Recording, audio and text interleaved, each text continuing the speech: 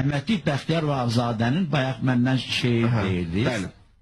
Onun siyahət dəftərindən bir silsilə şeirləri var ki, vaxtilə Ərəbistana gedibdi. O şeirlərdən birini də İmam Hüseyin Əleyhisselamın qəbri üstündə yazdığı şeirdir. Bir zərziba içində alışıb yanır, sərdabət, döşəmət, tavan, sərasər. Neçə yüzildir ki, burada saxlanır imamın adına gələn nəzirlər. Bu büsat, bu cəlal kimin üçündür? Bayırda əl açıb dilənir millət.